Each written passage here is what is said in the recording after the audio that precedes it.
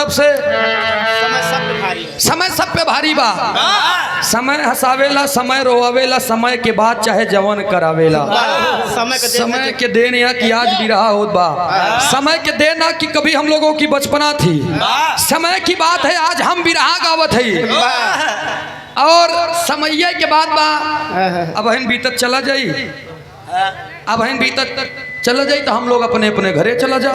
तो ये सब समय के बाद भाई एक छोड़ के भी रहा आवा ज्यादा से ज्यादा 20 मिनट की काहे कि इलाहाबाद की धरती है तो इनमें हियर रामायण महाभारत वेद पुराण और रुचि एक बात बहन कहन की इलाहाबाद के कलाकार कहते हैं कि लोरिकांड यानी लोरिकांड से भी रहा भदोही कहती जावा करा तब गाओ। पागल कौन कलाकार तुमसे कह दिया?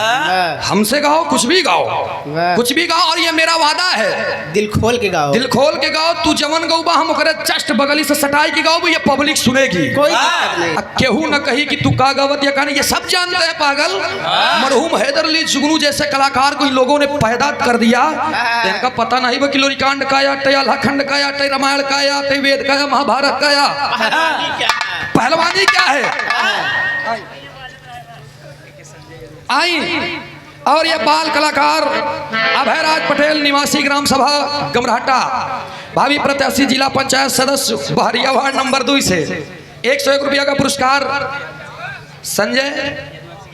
संजय दुवंशी के गाना ना हम उनकी नहीं मारना खा हमरे बस के नहीं बात चला बिरहा हो जीतो रुचि तक उबे भाई ना भाई हम बहुत बहुत नमस्ते बा प्रणाम बा आशीर्वाद की चाबा एक स्वर से सभी सकल पंच के नमन। यही तो हम में बात है कि हम सुनते सब की है करते अपने मन की। आप बैठा रहा समय मिली हम सुना दे लेकिन बिरहा पहले आई 4 लाइन की भूमिका दे दी।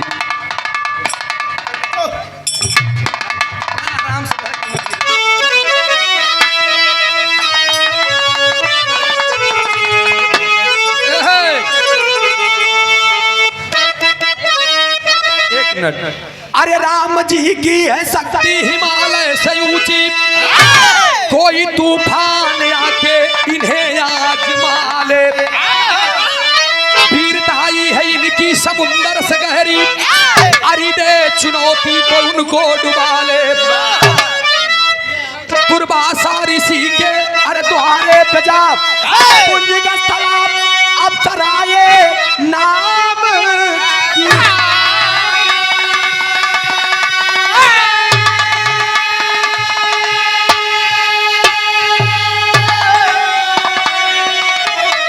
श्राप ऐसा मिला जो कि वरदान बन जा। फिर बाता बहादुर पैदा हनुमान को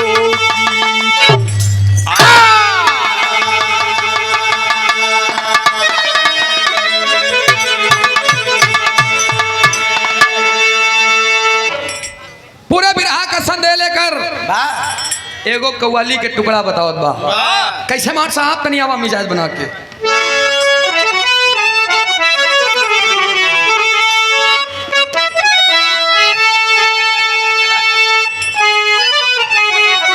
ध्यान दिया गलत बा कव्वाली।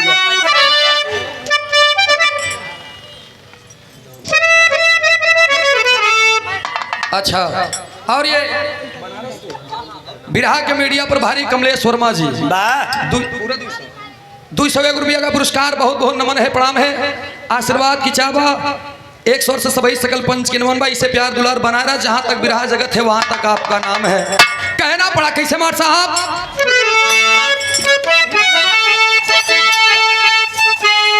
आशिक है अरे दिल चीज क्या है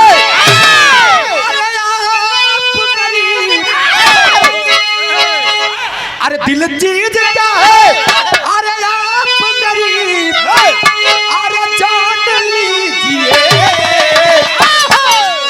बस एक बार मेरा कहा हो बस एक बार मेरा कहा मान लीजिए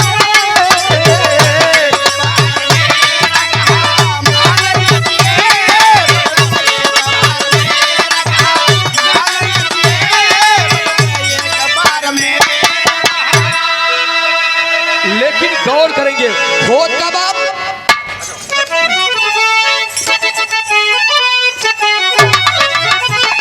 दुर्वासा ऋषि के द्वार पे अरमान कीजिए।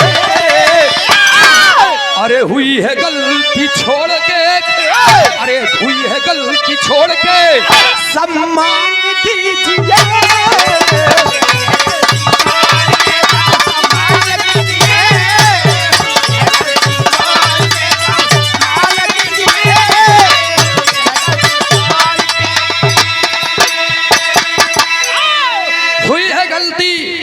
भूल कर सम्मान दीजिए। और ये बड़ा ही शानदार पुरस्कार राम सजीवन यादव ब्लॉक अध्यक्ष बहरिया वार्ड नंबर 4 से आपके तरफ से ये भाभी जिला पंचायत सदस्य हैं। ये 251 रुपया का पुरस्कार माई भगवती हर मोड़ पे तरक्की दे, विजय के तिलक लगे, प्रगति के पथ पर सदा अग्रसर रहे। बहुत बहुत शुभाशीष। ए भैया महाराज राजा, अब देखा तो नहीं कहानी मार उठी कहां से, इंद्रलोक से।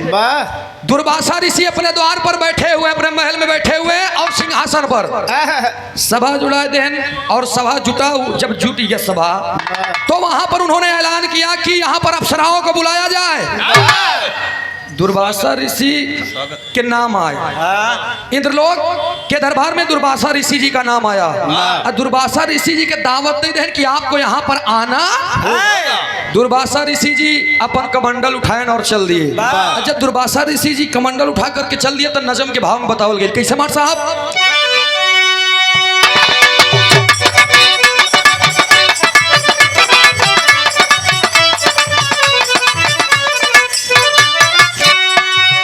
राजा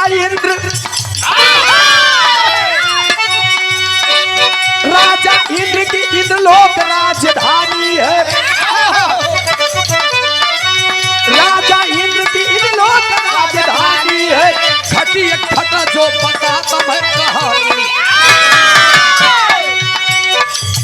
तब पूरे नगर में अप्सराएं आती जाती थी। पूरे नगर में अप्सराएं आती जाती थी। किसी के मन से नहीं हुक्म निकल पाती थी।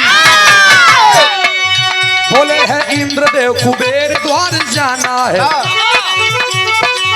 बोले है इंद्रदेव कुबेर द्वार जाना है। बोले है इंद्रदेव कुबेर द्वार जाना है। बोले है इंद्रदेव कुबेर द्वार जाना है। पुण्य का थाला को पकड़ कर चलाना है।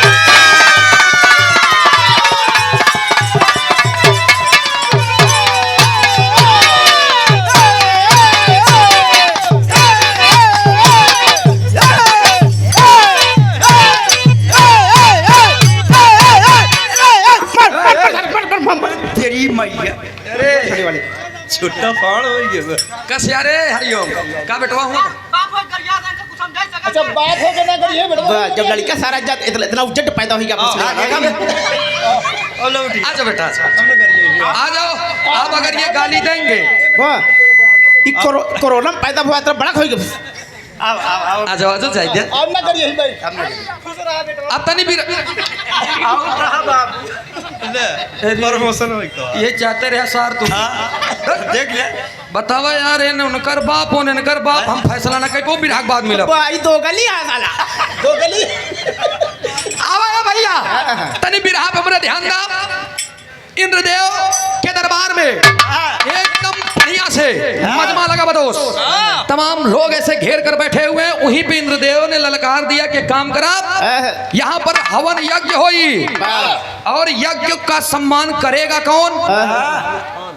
यज्ञ के अनुष्ठान में सम्मान होकर करी के तमाम लोग की अप्सरा, चाहे वो नृपी हो, माधुरी हो, श्रृंखला हो, तमाम लोग अप्सराएं हैं। लेकिन सभी ने मना कर दिया क्योंकि मृतलोक के एक ऐसे मुनि, एक ऐसे ऋषि जिनका नाम दुर्वासा ऋषि बताया गया, क्रोध में कुछ भी अगर कह देते थे तो होना है और होना है। श्राप दे दे है तो दे दे है, सब डराइए। दुर्वासा ऋषि को बुला करके यज्ञ का अनुष्ठान किया गया। उनके यज्ञ को सफल बनाने के लिए महाराज राजा कुबेर के द्वार से पुंजिक स्थला नाम से एक अप्सरा को बुलाया गया। और जब अप्सरा को बुलाया गया तब हो कब एक लाइन तर्ज लगी मार साहब आई। लाल चंद लहरी जी के अच्छा बाबा के ले बाबा के ले महाराज।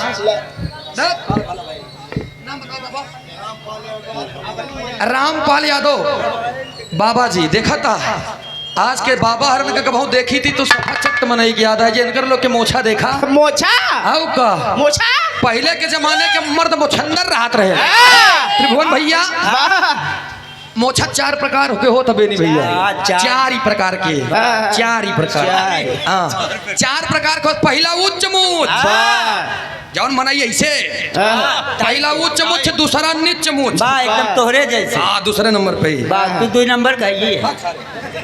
पहला उच्च मूछ दूसरा नीच मूछ तीसरा गुच्छ मूछ और चौथा छुच्छ मूछ या देखा छुच्छ वाले के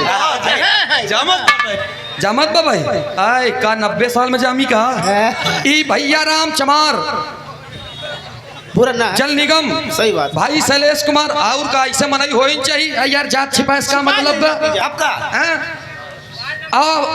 ऑपरेटर गौतम बिजलीपुर भैया की तरफ से 100 रुपया का पुरस्कार नमस्ते व प्रणाम बा और बाबा जी की तरफ से हमारे 100 रुपया का पुरस्कार बहुत बहुत नमन है प्रणाम है।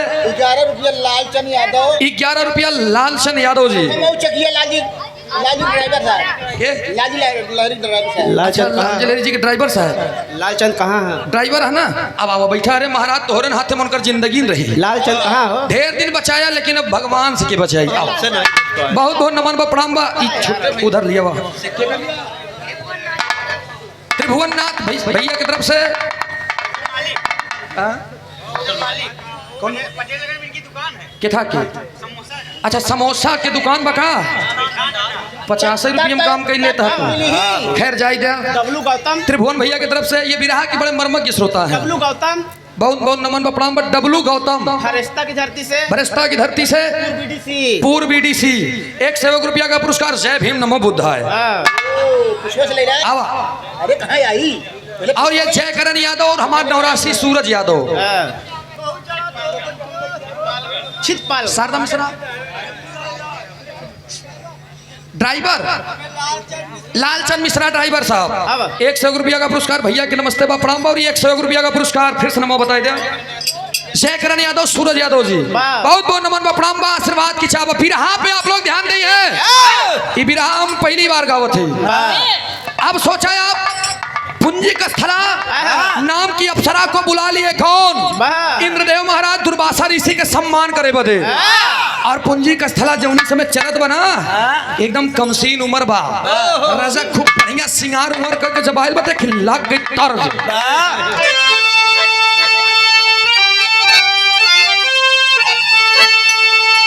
ये पुरान चीज है बेनी भैया पुरान चीज में बड़ा दमो होता जैसे पुरान चाउर पुरान गुड़ पुरान दाल पुरान गाड़ी पुरान दारू वैसे पुरान मेहरारू नहीं सही बात यह पहले के काकी दाई माई हरे रहे देखा एक बात बता देते पहले के काकी दाई माई हरे रहत रहे तो ई मांग भर के सिंदूर लगावे चुनाई तक मोट के एकदम अब आजा बाबा दादा रे 100 150 साल जिए तब मोट दिमाग का रहता रहे तो 10-12 लड़के पैदा कर पागल तब भाई तू वही जमाने के पैदा ही है मोट दिमाग की लेकिन है भैया आजा बाबा सही बात है नहीं भैया कहते हैं तो उतनी समय चना बेर्रा के रोटी खाते रहे महाराज आराम से सब झेल जाते रहे आजकल के लड़की देख बेचारे अच्छा हम कहा बना सिस्टम है ऐसा बा वो लोग चना बेर्रा के रोटी खाते रहे बजरा के भात खाते रहे आज उन्होंने मोमोज है चाट है चाउमीन है बस मैं नहीं खाऊंगी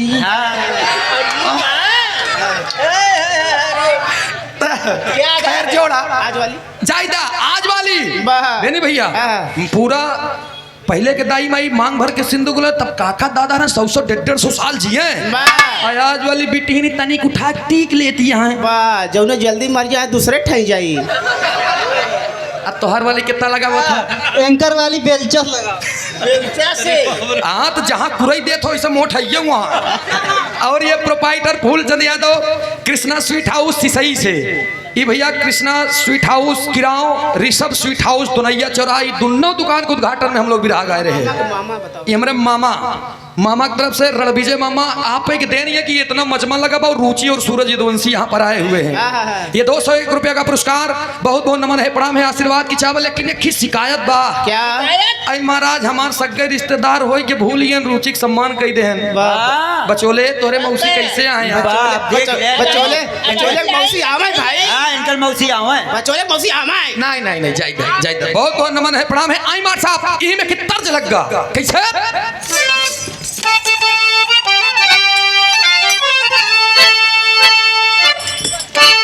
बाबू रामदेव उस्ताद गाँव है और लड़किया बड़ी खूबसूरत रहे, एकदम नरम उम्र के, एकदम नरम उम्र के, उठलाली लगाए के एकदम मैं बन गिर गया बे। ए भैया आँखी में काजर ओजर ऐसे लगा है जैसे आमे के फांकी, कमल कटीली, अब बढ़िया उठलाली लगाए यहाँ लाली ओली तो ऐसे लगा जैसे हमारे कछारे पका हरमाना हो, एकदम चपोल का बढ़िया सल चलत। तब तक एक लड़का देख के कई देस का कहेस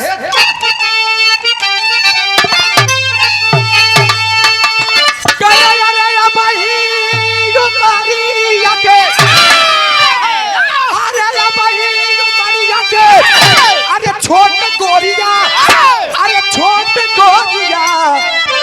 काहे रंगले बाड़ू लाल लाल ओठ गोरिया, काहे रंगले बाड़ू लाल लाल।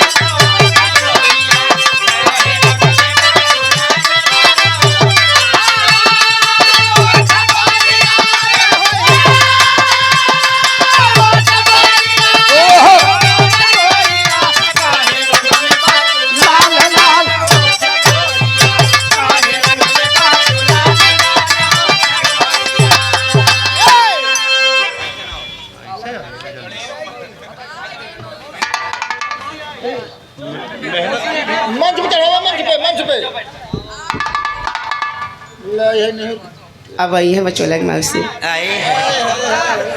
अब आई है भाई का।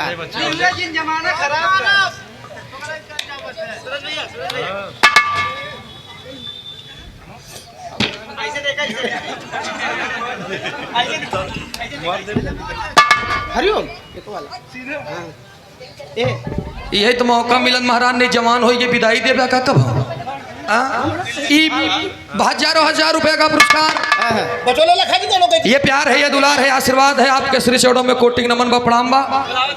फूलचंद बाबू जी और दिखाई हमारे मौसी हरन की तरफ से बहुत बहुत नमन बा प्रणाम बा, आशीर्वाद की चाबा। एक स्वर से सभी सगल पंच के नमन बा। लेकिन ध्यान दा तनी से पूंजी का स्थला अप्सरा आई है, और जब आई है तो करत का बा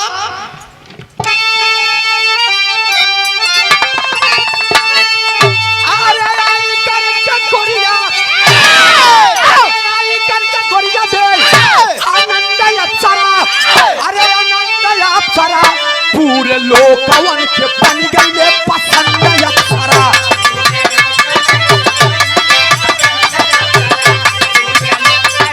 बन गई पसंद अप्सरा।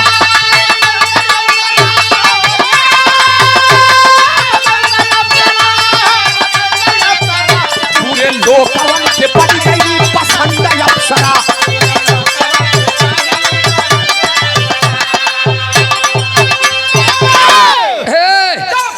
अप्सरा नाचने लगी। अब वहाँ यज्ञ का अनुष्ठान हो बा। अब धीरे धीरे 9 दिन हो रहा, 8 दिन पूरा व्यतीत हो गया।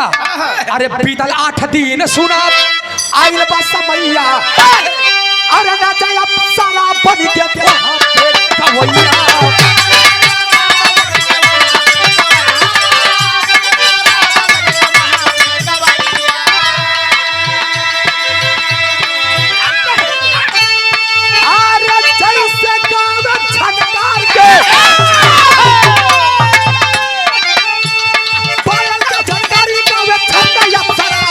लोग आवाज से बन गई पसंद अप्सरा।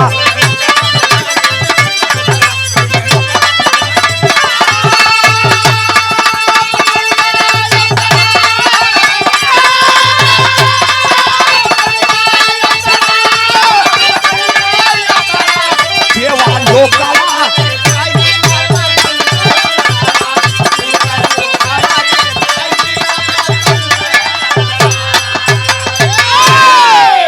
माँ कमला राधे, मैरिज हॉल दोनैया बड़ी नहर, प्रोपाइटर सुनील कुमार सुशील कुमार भैया, 101 रुपए का पुरस्कार। बहुत बहुत नमन बा, प्रणाम बा। 8 दिन का समय बीत गया। पुंजी का स्थला बड़ा सम्मान से सारा कारोबार संभाल ली। 9वें दिन उसे घमंड हो गया कि बार इंद्रलोक, बार यहाँ की खूबसूरत नारियां, बार यहाँ की अप्सरा, बार यहाँ की नर्तिका। और ये बाप रे बाप, केहू के बस के नहीं रहन दुर्वासा ऋषि की सेवा करे, हमारे बस के रहन। हम सम्मान कर दिए। 8 दिन बीत गया, 9वां दिन आया। पुंजी का स्थला से घी मंगाया गया। घी लाई के पुंजी का स्थला राजा नाचत छमक छमक छमक एकदम बढ़िया से चली जात रही। तब तक देखा घमंड प्रभु का आहार होता है। और जब उनके घमंड हो लाई के जात यहाँ बेचारा घी नाचन नाचे, तब तक उनके पैरे में ठह लगा। दावत है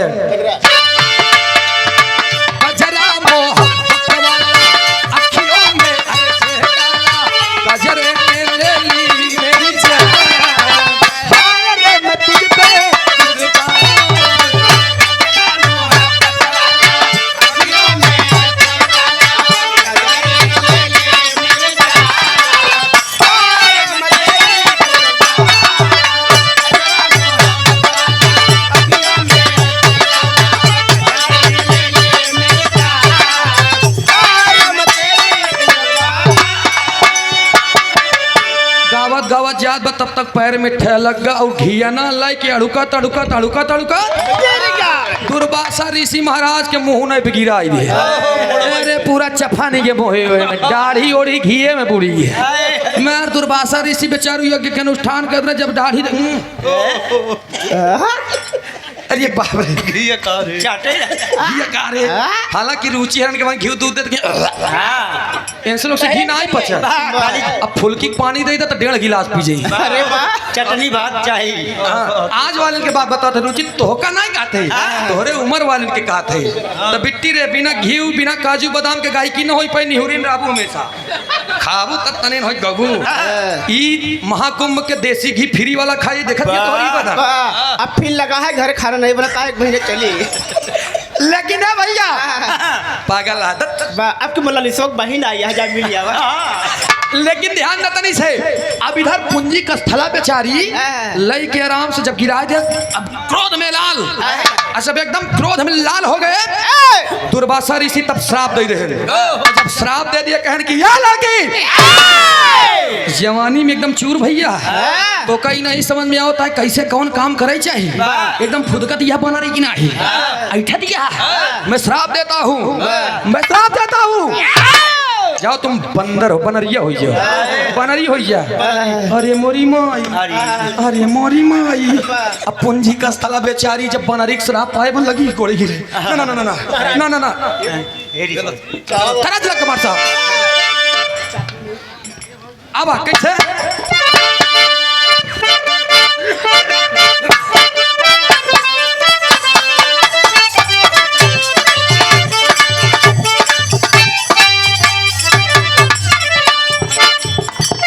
यह तरह के लाइन बा। ए भौजी नंदे बचोलिया तो हार के मरिया बंद कैके।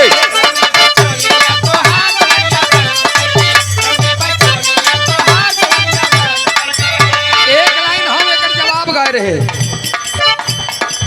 ए रानी हे कर तू कैलू इंतजार के वालिया खोल के बैठू।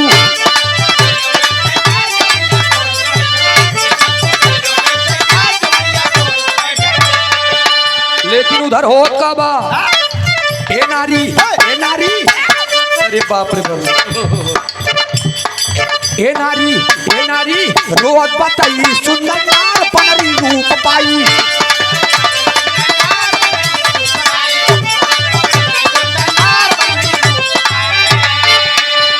जड़ों में गिर करके करे बाबा ए बाबा गलती के हमारे तू माफ करी दैया। हमारे तू माफ करी दैया, गलती के हमारे तू माफ करी दैया। भले होई बनरी रे की लड़की नमर दैया, भले होई बनरी रे की लड़की नमर दैया, भले होई बनरी रे की लड़की नमर दैया।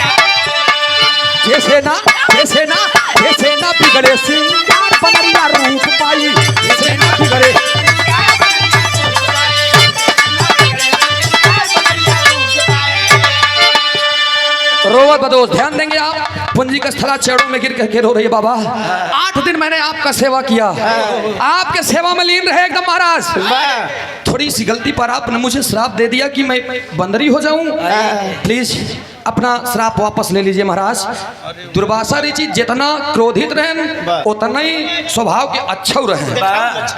और उन्होंने कह दिया जब खड़ा बहन उनके दया आएगी कहन बेटा मैंने जो कह दिया अब वो का वापस तो नहीं ले सकी, लेकिन एक बात बता सकी थी। कहन की ऐसा जो व्यवहार हमारे साथ में तुमने किया है अभी व्यवहार क्यों के साथ दोबारा करूँ नहीं का जानला। कहन महाराज कहन प्लीज आप अपने वचन को वापस ले लीजिए। दुर्वासा ऋषि नहीं तुमने गलती किया है और ओकर सजा होगा।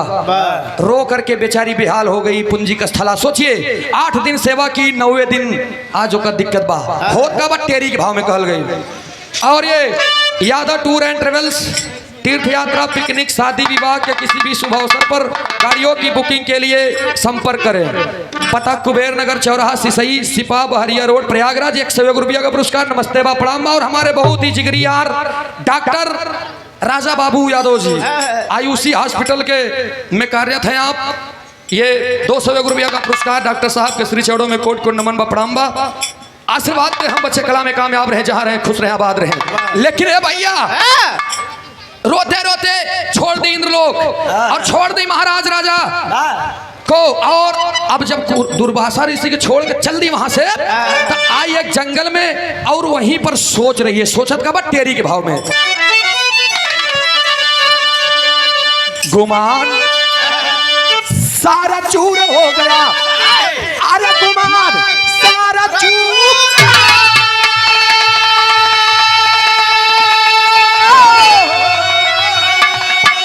गुमान सारा चूर हो गया। कमला कंतर चवल नगरी मायापुर।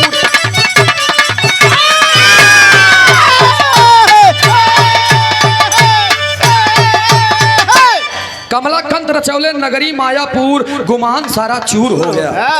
अरे बाप रे बाप आ करके वही पूंजी का स्थला भगवान श्री शिव शंकर जी के तपस्या में लीन हो गए।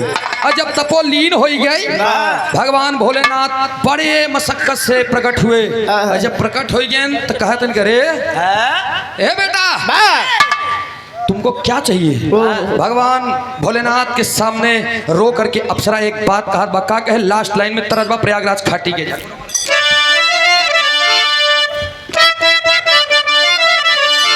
अरे राम झकोरा मारे झूलनी साड़ी लोहरा झकोरा मारे झूलनी।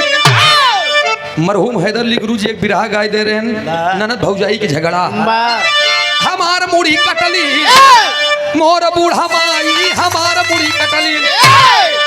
एक बिरहा गाय रहे महाराज उड़ान ननकौआ दतौलिया जीजा घुसुरी गवा बरधा सरी आई माझारी घुसुरी गवा बरधा।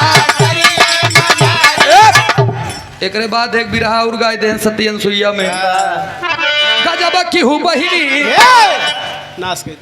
देखा कलाकार के एक मंच पर जो है उसका नाम नहीं लेना चाहिए। जो है सत्यता हुए बन को कही दे साबित करा तो साबित ना कर कहना पड़ा कैसे। अरे गजब की हूँ बहिनी चीनी ना भातार हो गजब की हूँ बहिनी। एक बिरहा और उस्ताद गाय रहे अकबर बीरबल। अरे सूरती पे लोभी गईले थानेदार हो सूरती पे लोभी तब बदन पियराई गया गोड़ हो गया भारी बदन पियर। एक ही हम गाई थी हमारे यही हमारे यही लाइन। अरे बितावा गोरी रतिया 7 साल पहले हम गाए रहे। अरे बितावा गोरी रतिया जायू भी सारे बितावा गोरी रतिया। लेकिन बिरहा पे आप लोग ध्यान दिया तनी से कहानी कहाँ जात बा कैसे कहाँ से आए बनरी।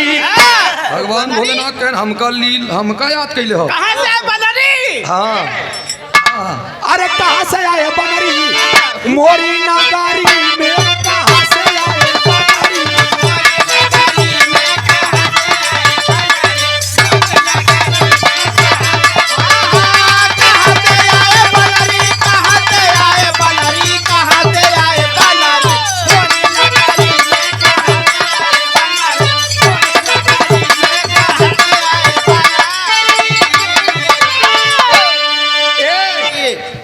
से आए बनरी मोरे नगरी में। कहा भगवान भोलेनाथ का भी पतिया,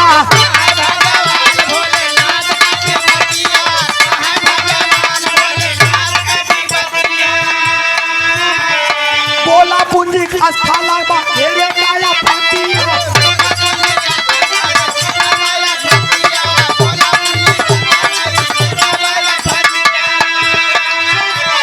समय न बितावा,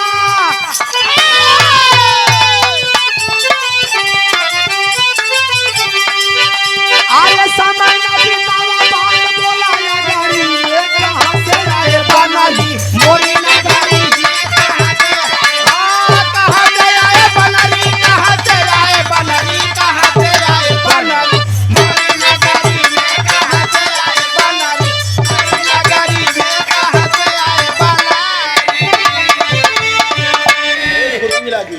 ए भैया ये बड़ा शानदार पुरस्कार नमो का बा लल्लू पटेल 5 रुपया पुरस्कार। नमस्ते प्रणाम भैया के। गौर करेंगे भगवान भोलेनाथ प्रकट हो गए, उन्होंने कह दिया कि पूंजी का थला मांग लो, क्या मांगना है। कहन प्रभु मुझे दुर्वासा ऋषि जी श्राप दे दिए हैं कि हम ई रूप में इतना सुंदर रही लेकिन हमारा रूप बनरी हो जाए।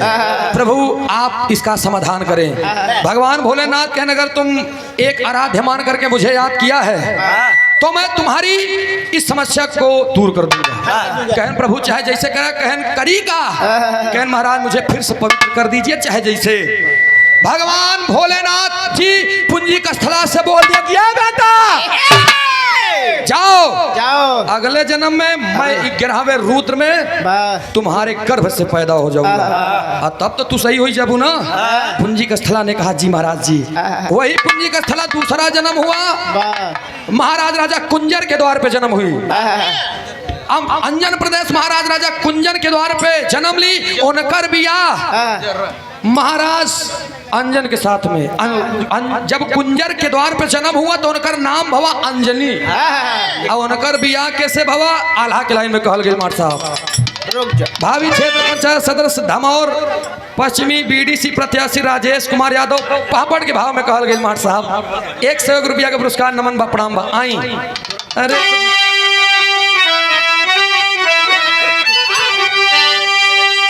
अरे पाई आशीर्वाद लागल ठेस देश के पानी हो। अरे पाई आशीर्वाद लागल ठेस देश के पानी हो। पैदा भइली कुंजर जी के देश के पानी हो।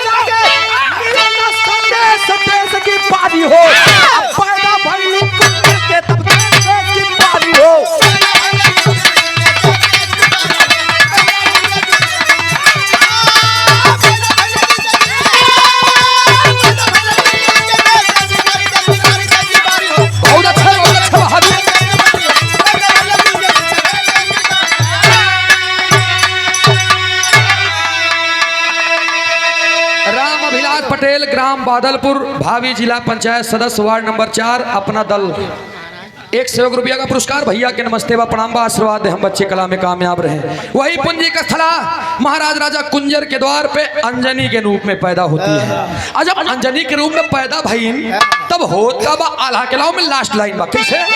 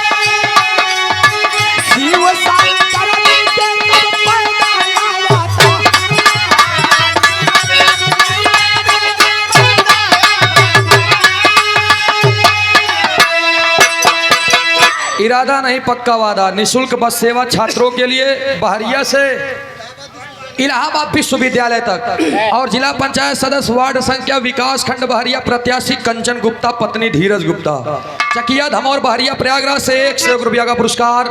बहुत बहुत नमन है, प्रणाम है। भारत ऑर्केस्ट्रा के प्रोपाइटर बिरभानपुर से 51 रुपया का पुरस्कार। नमन बा प्रणाम बा संतोष कुमार बरावीर, भारत ऑर्केस्ट्रा बिरभानपुर भैया से फिर से 101 रुपया का पुरस्कार।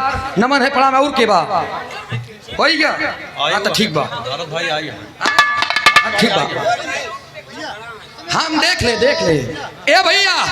वही पुंजी का स्थला कुबेर, जब उनका रूप पैदा हुआ कौने रूप में जान अंजनी के, उनकर बियाह हो गया महाराज राजा केसरी से। और जब केसरी बियाह हो गया तो अंजनी और केसरी से भगवान श्री शिव शंकर जी का 11वां रुद्र हनुमान पैदा होते हैं। और जब हनुमान जी पैदा हो गई तब वही पुंजी का स्थला के गर्भ फिर से पवित्र भइल। भगवान श्री शिव शंकर जी अपने कहे पर, अपने वाणी पर अडिग हुए और फिर से अवतार लिए। रुका रहा लवकुश यादव फजिलाबाद उर्फ कालूपुर बहरिया प्रयागराज से, सुपुत्र श्री रामचंद्र यादव जी आगामी जिला पंचायत प्रत्याशी बहरिया वार्ड नंबर 400 पैसा वाला ले होए तो का मिलब दूसरा नान क्या खाना 200 रुपया का पुरस्कार। बहुत बहुत नमन बा प्रणाम बा। शरीर के हिसाब से कहा यहाँ मुख देवन मंच टूट जी इनकर बात छोड़ा। अब हमारे साथ तनी से बात पे हमरे ध्यान दिया। डब्लू भैया 200 बात होने लगे, हम पैसा कटवाई ले मालिक से कहे हल्के में लेकर दादा समझाई लेने का। हाँ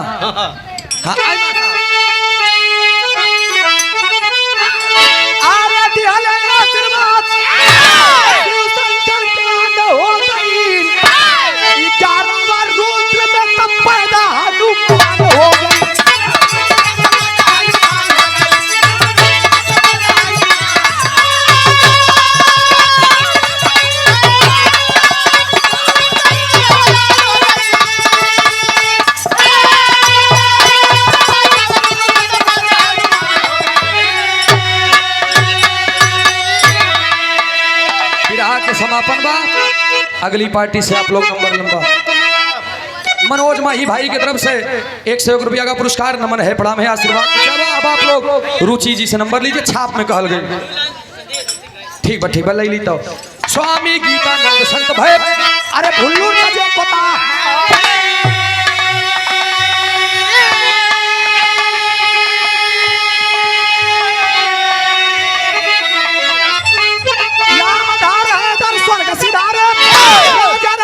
कविता प्यारी